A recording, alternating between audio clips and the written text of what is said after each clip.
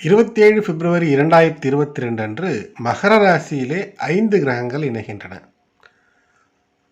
சூரியன் 13 பிப்ரவரி அதாவது மாசி 1ஆம் நாளன்று கும்பராசிக்குள்ளே பிரயாணம் செய்து மகத்துவமான மாசி மாதத்தை துவக்கிவிட்டார். ஆனால் சனி அங்கேயே தான் இருப்பார். மகரத்திலே சனியோடு இணையக்கூடிய சுக்கிரன், புதன், சந்திரன் இவையெல்லாம் என்ன செய்ய போகிறது? மேலும் செவ்வாயும் அங்கு இணைகிறது. ஏற்கனவே இது சார்ந்த ஒரு பதிவை தந்திருக்கிறேன். அதை கேட்காதவர்கள் டிஸ்கிரிப்ஷனிலே அந்த லிங்கை தருகிறேன், அதை சென்று கேட்கவும். இதில் மேலும் எந்தெந்த ராசிக்கு என்ன பயன், யாருக்கெல்லாம் ஒரு நல்ல யோகங்கள் இருக்கிறது, என்ன பிரச்சனை இதனால் என்று பார்ப்போம். இதுவரை சப்ஸ்கிரைப் செய்யாதவர்கள் சப்ஸ்கிரைப் செய்து பெல் பட்டன் அழுத்தி தொடர்ந்து ஆதரவு தரும்படி கேட்டுக்கொள்கிறேன். பதிவு பிடித்திருந்தால் ஒரு லைக் செய்யுங்கள், மற்றவர்களுக்கும் ஷேர் செய்யுங்கள். 27 பிப்ரவரி 2022 அன்று மகர ராசியிலே சனி அங்கே தான் சஞ்சாரம் செய்து கொண்டிருக்கிறார். அவரோடு இணையக்கூடியவர் புதன், உச்சம் பெறக்கூடிய செவ்வாய், சுக்கிரன், சந்திரன். இது என்ன செய்யும்? பெரும்பாலும் தனி மனிதர்களுக்கு இந்த 12 ராசிகளிலே சிலருக்கு அற்புத யோகங்களை தந்துவிடும், ராஜயோகங்களை தந்துவிடும், கோடீஸ்வர யோகங்களை தந்துவிடும். அவர்களுடைய சுய ஜாதகத்தையும் பொருத்தி பார்க்கும்போது அது என்னவென்று பார்ப்போம். உலகத்தை பொதுவாக பார்க்கும்போது இதுபோன்று 4/3/1962 இப்படி ஒரு சூழ்நிலை இருந்திருக்கிறது. அந்த காலகட்டத்திலும் இதே போன்ற ஒரு யுக யோகம் அமைந்திருக்கிறது. அன்றும் இப்படித்தான் மகரம், கும்பம் இவற்றில், அதாவது இந்த 2 ராசியிலே எல்லா கிரகங்களும் ஒன்று சேர்ந்திருக்கிறது. இது உலகத்திற்கு ஒரு பேரழிவை தந்திருக்கிறது என்பதிலே சற்றும் மாறுபாடான கருத்து யாருக்கும் இருக்க முடியாது. இந்த நாளிற்கான பலன் அந்த நாளிலேயே துவங்கி இருக்கும். ஆனால் அதற்கான பலன் பல காலத்திற்கு வரும். இந்த 1960, 61, 62, 63 இந்த காலகட்டத்தில் தான் உலகத்தை அழிக்கக்கூடிய, அதாவது போர் தளவாடங்களிலே பண்டைய காலங்களிலே கத்தியை கொண்டு தான் சண்டை போட்டார்கள், அம்பை எய்து சண்டை போட்டார்கள். இதெல்லாம் குத்தினால் ஒருவர் இறக்க நேரிடும். இறக்காமல் காயத்தோடு தப்பிக்க பல வழிகள் இருக்கிறது. ஆனால் ஒரே ஒரு குண்டு வீச்சு மூலமாக பல லட்சம் அல்லது பல கோடி உயிர்களை கூட என்று சொல்லலாம் கொல்லக்கூடிய அணு ஆயுதத்தை, அழிவு ஆயுதத்தை அமெரிக்கா, ரஷ்யா, பிரான்ஸ், இங்கிலாந்து ஆகிய நாடுகள் சோதனை செய்து பூமியை கெடுத்த, பூமிக்கு அழிவை உண்டாக்கிய, அவைகள் சோதனை செய்த இடங்களிலே புல் பூண்டு கூட முளைக்க வாய்ப்பில்லை. ஹிரோஷிமா, நாகசாக்கியிலே குண்டு போட்டதின் காரணமாக அங்கே பல நஷ்டங்கள், பல உயிர் நஷ்டம். அங்கு இன்றும் மக்கள் அவதிப்பட்டு கொண்டிருக்கிறார்கள். இப்படி உலகம் அழிந்துவிடும் என்றால் மொத்த உலகம் அழியும் என்றில்லை. இப்படிப்பட்ட பிரச்சனைகள் எல்லாம் தலை தூக்கிய காலம். அப்படி ஒரு இணைவு இந்த நேரத்தில் இருக்கிறது. சரி, இதில் என்ன நடக்கலாம்? உலக அளவிலே பார்த்தால் இராணுவ தளவாட கட்டமைப்பிலே புதிய ஆயுதங்களை பல நாடுகள் கண்டுபிடித்து விடலாம். அது எயின்ஸ்டைன் என்ற விஞ்ஞானி சொன்னது போல் 3ஆம் உலகப் போர் எந்த ஆயுதங்களால் செய்யப்படும் என்று தெரியவில்லை. ஆனால் 4ஆம் உலகப் போர் குச்சிகளையும் கற்களையும் எரிந்துத்தான் செய்து கொள்வார்கள். அப்படி மொத்த உலகம் அழிவதற்கான சாத்தியக்கூறு. இன்றைய சூழ்நிலை உலகப்போர் வந்துவிடும் என்று அமெரிக்கா ரஷ்யாவை மிரட்டுவதும், ரஷ்யாவை சீண்டி பார்க்காதே என்று ரஷ்யா அமெரிக்காவிற்கு எச்சரிக்கை விடுவதும், இரு வல்லரசுகளும் ஒன்றோடு ஒன்று சளைத்தது அல்ல. ரஷ்யாவிடம் புதைந்து கிடக்கக்கூடிய அந்த ஆற்றல் உலகிற்கு அந்த அளவிற்கு தெரிய வாய்ப்பில்லை. இந்த முறை ரஷ்யா அமெரிக்கா ஒரு போர் வறுமையானால் ரஷ்யா நிச்சயம் அணுகுண்டு தாக்குதலாக இருக்கும் என்று எச்சரிக்கை விடுத்திருக்கிறது. அப்படி ஒரு காலகட்டத்தை நோக்கி நகர்ந்து கொண்டிருக்கும் நேரத்தில் இப்படி ஒரு கிரக இணைவு ஆகையினால் இது எச்சரிக்கையாக இருக்க வேண்டும். தங்கத்தின் ஒரு மவுசு கூடக்கூடிய ஒரு அமைப்பு ஏற்படும். ஏனென்றால் சனி குரு இணைவு காலச்சக்கரத்தின் 11ஆம் இடத்திலே என்பது தங்கம் பல புதிய சுரங்கங்கள் கூட கண்டுபிடிக்கக்கூடிய வாய்ப்பு இருக்கும். கொரோனா இந்த நோய் இதுவரை தடுத்தாட்கொள்ளப்பட்டுவிட்டது என்ற ஒரு பிரமை அல்லது மமதையிலே மனிதன் இருந்து கொண்டிருக்கிறார்கள். இருந்தாலும் இந்த காலகட்டத்தில் மீண்டும் அது தன்னுடைய கோரப்பிடியை காட்டக்கூடிய வாய்ப்புகள் அதிகமாக இருக்கிறது. அதன் பின்பு அது ஒரு நோயாக சாதாரண சகஜமாக வாழ்க்கையிலே கலந்து ஒரு அங்கமாக பிரயாணப்படக்கூடிய அமைப்பும் இருக்கிறது. ஆனால் இந்த காலகட்டத்தில் இந்த ஒரு 15 நாட்களிலே உலகளவிலே இதற்கான தாக்கம் அல்லது புதிய ஒரு வடிவத்திலே புதிய ஸ்ட்ரெயின் என்றால் சொல்கிறார்கள் அல்லவா, அது போன்று ஏதாவது வர வாய்ப்பு இருக்கிறது. கவனமாக இருந்து கொள்ள வேண்டும். இந்தியாவில் தேர்தல் நடக்கிறது. இந்த தேர்தலில் உள்ளாட்சி தேர்தலானாலும் சரி, மாநில தேர்தல்களானாலும் சரி, அதிலே சாதாரண மக்களை நோக்கி யார் ஒருவர் தங்களுடைய கருத்துக்களை வைத்து வாக்கு கேட்கிறார்களோ அவர்கள் ஜெயிப்பார்கள். சனி வாக்குகளை அள்ளித்தரக்கூடியவர். அந்த இடத்திலே செவ்வாய் உச்சமாக இருப்பதன் காரணமாக பலத்தையும் சிலர் பிரயோகிக்கலாம். தங்களுடைய ஆட்சியிலே இருப்பவர்கள் தங்களுடைய ஆட்சி செல்வாக்கையும் பயன்படுத்தலாம். இப்படி ஆட்சியில் இருப்பவர்கள் வெற்றி பெற அதிக வாய்ப்புகள் இருக்கிறது. மேஷ ராசிக்கு 10ஆம் இடத்திலே தொழில் ஸ்தானத்திலே சனி தொழிலை தருபவர். தொழிலை ஊக்குவிப்பார். எப்போது பிரச்சனையாகும் கஷ்டமாகும் என்றால், தொழிலில் பிரச்சனை வரும் என்றால் மேஷ ராசிக்காரர்களுடைய பூர்வ புண்ணியம் குறைவாக இருந்தால் மட்டுமே, அவர்கள் உழைக்க தயாராக இல்லை என்றால் மட்டுமே. அப்படி இருக்கும்போது மேஷ ராசியிலே செவ்வாய் அவர்களுடைய ராசிநாதன், மேஷ ராசிக்கான ராசிநாதன் உச்சமடைந்து சுக்கிரனோடு ஒரு இணைவு. சுக்கிரன் சனிக்கு மிக நட்பு. இந்த இடத்திலே இந்த கிரகங்களெல்லாம் ஒன்று சேர்வது என்பது ஒரு உழைப்பு, வீரம் இவை இருப்பவர்களுக்கு, ரியல் எஸ்டேட் தொழிலிலே மேஷராசிக்காரர்களுக்கு லாபம் கொட்டப்போகிறது.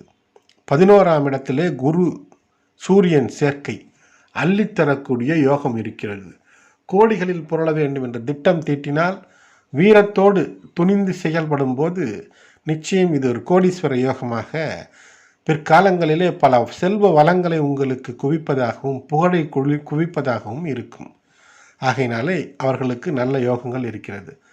ரிஷப ராசிக்கு அறிவுரை பெறக்கூடிய அல்லது சொல்லக்கூடிய தந்தை ஸ்தானத்திலே இருந்து சொல்லக்கூடிய அந்த இடமானது சனியோடு சம்பந்தப்படுகிறது. செவ்வாய் சனி பகை உச்சம் பெற்றிருந்தாலும் கூட அந்த உச்ச பகை பலன்களை தரக்கூடிய அமைப்பு ஏற்படும். ஆகையினாலே ரிஷப ராசிக்காரர்கள் இந்த நாட்களிலே மிக கவனமாக இருந்து கொள்வது நல்லது. மேலும் 10லே இருக்கக்கூடிய குரு, 10ல் குரு பதவி பறிபோகும் என்பார்கள். பயப்பட தேவையில்லை. இருக்கும் பதவியிலே நாம் கனிவோடும் பணிவோடும் இருந்து கொண்டால் பிரச்சனைகள் அவ்வளவாக இருக்காது. இவர்களுக்கு இந்த காலகட்டம் என்பது சில சோதனையான காலகட்டமாக இருக்கும். இதிலும் இப்படித்தான். சோம்பேறியாக இருந்தால், வஞ்சக மனத்தோடு இருந்தால் வீழ்ச்சிக்கான வித்து இந்த காலத்தில் ஏற்பட்டுவிடும்.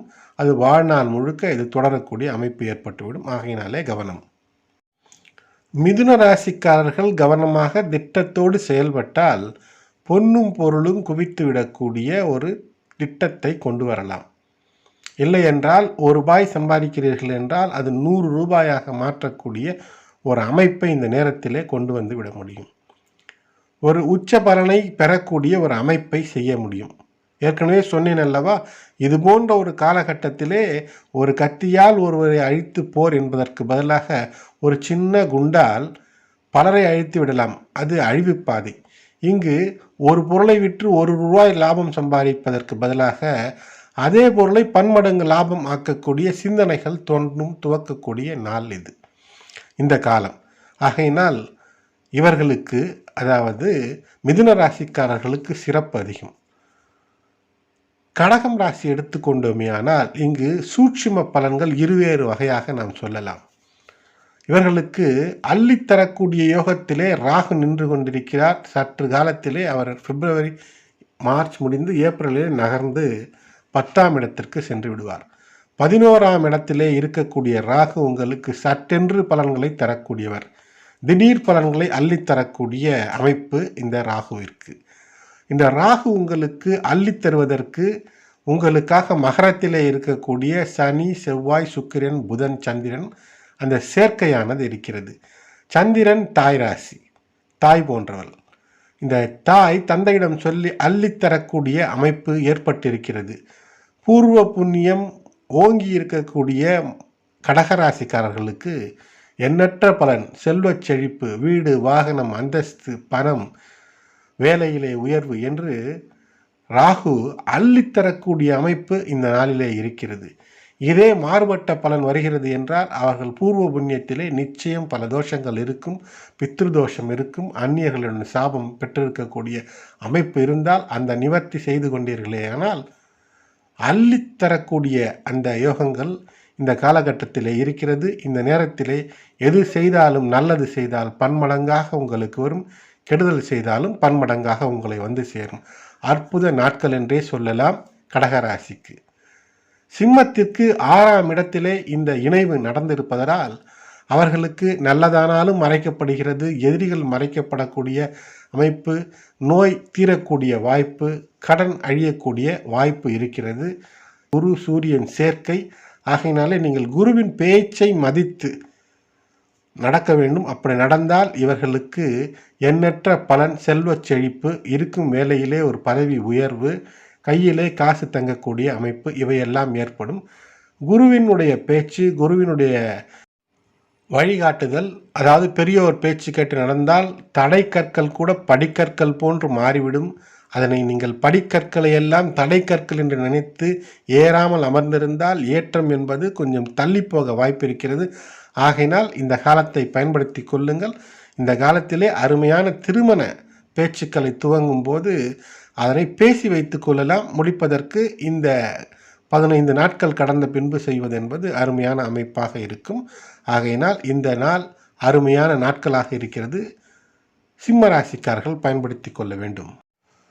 கன்னி ராசிக்காரர்களுக்கு 5 மற்றும் 6ஆம் இடத்திலே இந்த யோகம் அமையப்பெறுவதன் காரணமாக அமைதியாக தெய்வ நம்பிக்கையிலே குழந்தைகளிடம் மிக கவனத்தோடு இருந்து, அது மட்டுமல்ல கடன் வாங்காமல் இந்த நேரத்திலே கடனுக்காக எந்த யோசனையும் செய்யாமல், நோய்கள் ஏதேனும் இருந்தால் உடனடியாக அதற்கான தீர்வு, மருத்துவ தீர்வு காண்பது என்பது சிறப்பாக இருக்கும். தனுசு ராசிக்காரர்களுக்கும் இதேதான். அவர்களுடைய 2ஆம் இடத்திலே இப்படி ஒரு சேர்க்கை, இப்படி ஒரு கூட்டணி ஆகையினாலே அவர்கள் சொல்லக்கூடிய விஷயத்தை அல்லது அவர்கள் பேசக்கூடிய அந்த விஷயம் தவறாக மாறிப்போகக்கூடிய வாய்ப்பு இருக்கிறது. தெளிந்த வார்த்தைகளை தேர்ந்தெடுத்து பேசுவது என்பது சிறப்பாய் அமையும். துலாம் ராசிக்காரர்கள், அவர்களுடைய பிள்ளைகள் இவர்களுடைய சொல்படி கேட்பதிலே சில சிக்கல்கள் இருக்கும். இருந்தாலும் கூட குடும்பத்தில் ஒரு வெற்றிக்கான விஷயங்கள் எல்லாம் அமைதியாக கடைபிடிக்கும் போது நிச்சயம் இதில் அமைந்துவிடக்கூடிய வாய்ப்பு. துலாம் ராசியிலே தான் சனி உச்சமடையக்கூடிய நேரம். சனி இருக்கக்கூடிய சனியுடைய வீடான அந்த மகரத்திலே செவ்வாய் உச்சமடைந்திருக்கிறார். இந்த நேரத்திலே நீங்கள் வெற்றியோடு வர வேண்டுமென்றால் விவேகத்தோடும் வீரத்தோடும் செயல்படுவதன் மூலமாக உங்கள் குடும்பத்திலே பல வெற்றிகளை குவிக்கலாம். குழந்தைகள் உங்கள் பேச்சை கேட்பதற்கு ஏற்றாற்போல் நீங்கள் நடந்து கொள்ள வேண்டும். விருச்சிக ராசிக்காரர்களுக்கு தன்னுடைய ராசிநாதன் செவ்வாய் 3ஆம் இடத்திலே சென்று உச்சம் பெற்றாலும் கூட அங்கு பகை வீட்டிலே அமர்கிறது என்றே தான் எடுத்துக்கொள்ள வேண்டும்.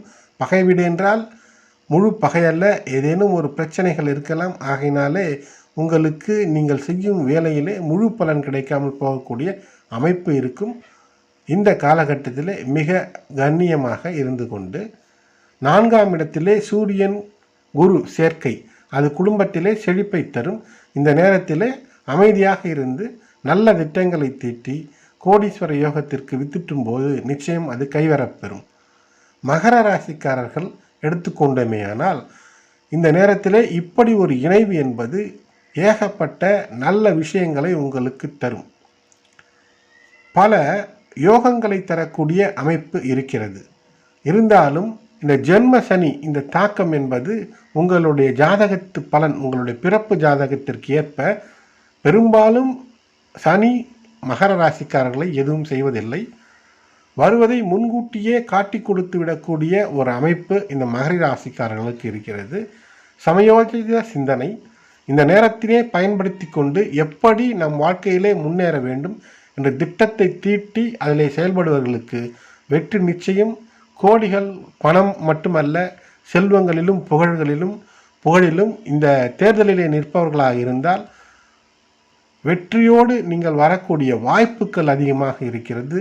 தேர்தல் பல ஊரிலே இந்தியாவில் நடைபெறுகிறது. அப்படி இருக்கும்போது மகர ராசிக்காரர்கள் வெற்றி பெறுவதிலே ஐயப்பாடு என்பதே இல்லை. குருவின் பார்வை பெறக்கூடிய உங்களுடைய 6ஆம் இடத்தின் மூலமாக உங்களுக்கு கடன் தொல்லைகளிலிருந்து நீங்க வாய்ப்பு, எதிரிகள் அவர்கள் ஒழிய வாய்ப்பு, அது மட்டுமல்ல நோய்கள் இருந்தால் தீர்ந்து விடக்கூடிய ஒரு அமைப்பு ஏற்படுகிறது.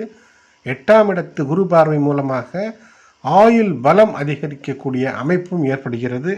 ஆகையினாலே எண்ணற்ற பலன்களை, ஒரு நல்ல யோகத்தை மகர ராசிக்காரர்கள் பெறுகிறார்கள். கும்ப ராசிக்காரர்கள் எதிலும் கவனமாக இருக்க வேண்டிய காலகட்டம் இது. மீனராசிக்கு குடும்பத்திலே அனுகூலமான பலன்கள் வருகிறது. அது மட்டுமல்ல, அவர்களுக்கு கடன் இருந்தால் கடன் குறையக்கூடிய வாய்ப்பு, புதிய கடன் தேடாமல் இவர்கள் இருக்க வேண்டும். ஏனென்றால் இவர்களுடைய ராசிநாதனே 12ஆம் இடத்திலே சூரியனோடு சேர்ந்து இருப்பது. இப்போது இவர்கள் மற்றவர்கள் சொல்வதை ஏற்றுக்கொள்ளக்கூடிய நிலையில் இருக்க மாட்டார்கள். அதை தவிர்த்து இவர்களுடைய நலம் விரும்பிகள் சுயநலத்தை பாராமல் நலம் விரும்பிகளிடம் நற்கருத்தை கேட்டு செயல்படும் போது இவர்கள் வெற்றி பெறக்கூடிய வாய்ப்புகள் அதிகமாக இருக்கிறது. ஆகையினாலே மகர ராசியிலே இந்த 5 கிரக இணைவு என்பது பொதுவாக உலகத்திலே ஒரு அழிவுக்கான ஏதேனும் ஒரு புதிய கண்டுபிடிப்புகள், அது மட்டுமல்ல ஆக்கத்திற்கான தங்கம் போன்ற பல புதிய தங்க சுரங்கங்கள் கண்டுபிடிப்பது, அதை பயன்படுத்திக்க தெரியாமல் விட்டுவிடுவது, இப்படியெல்லாம் இருக்கக்கூடிய அமைப்பு, புதிய டெக்னாலஜி வரக்கூடிய நேரம் இது. இந்த மகர ராசி அதாவது உலகத்திற்கு வரக்கூடிய விஷயத்தை இருக்கக்கூடியவன், தலைவனாக இருக்கக்கூடியவன் நல்ல விதத்திலே பயன்படுத்தினால் நாடு உலகம் நலம் பெறும். தனிப்பட்டவர்களுக்கும் அதேதான் என்னுடைய கருத்து. என்னவென்றால், உங்களுடைய ராசி என்னவாக இருந்தாலும் பொறுமை, நிதானம், அடுத்தவன் நன்றாக இருக்க வேண்டும் என்ற இந்த கருத்துக்களோடு செயல்படும் போது சனி என்ன குரு என்ன எல்லாம் ஒரு நற்பலனைத்தான் உங்களுக்கு தரும். இந்த பதிவு பிடித்திருந்தால் லைக் செய்யுங்கள், மற்றவர்களுக்கும் ஷேர் செய்யுங்கள். இதுவரை சப்ஸ்கிரைப் செய்யாதவர்கள் சப்ஸ்கிரைப் செய்து பெல் பட்டன் அழுத்தி தொடர்ந்து ஆதரவு தரும்படி கேட்டுக்கொள்கிறேன். நன்றி. Please do support by like, share and commenting. Subscribe and press the bell button for future videos. Thanks for watching.